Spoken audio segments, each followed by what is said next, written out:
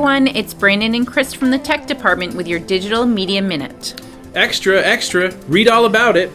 Today we're going back in time with a brand new tool called the Paper. And when we say brand new, we really mean it this time. This tool just launched since Thanksgiving. So the Paper is a weekly email newsletter that combines this day in history with first-hand documents. The Paper says they will explore past events through the lens of the newspapers. Each issue will cover one event from history and will contain 4 to 6 actual articles from that time.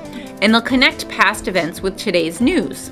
So as you can see, this most recent edition deals with the birth of Penn Station in New York City, which happened just over 100 years ago. It starts out with a short description of what they're going to cover, and then it gets into the articles themselves.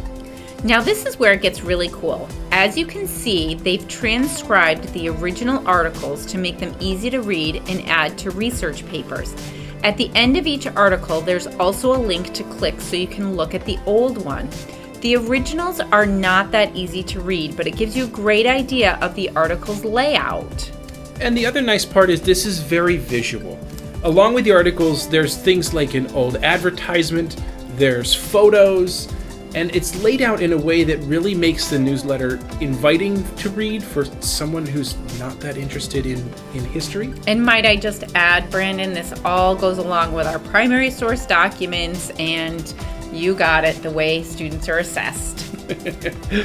And what's nice is at the bottom of the very bottom of the newsletter, they give you a few current articles to read to kind of connect them to today's news.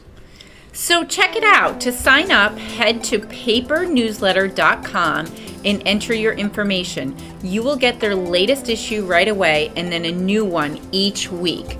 You might even consider having your students register to receive the paper themselves. And the topics aren't announced before they're out in the paper, so it may be difficult to plan, but it might be nice to have a bank of these as the weeks go on. I kind of liken it to how the news broadcasts this day in history. Exactly. So thanks for joining us for today's Digital Media Minute. Don't forget to subscribe to our YouTube channel or join our Google Classroom for the latest videos.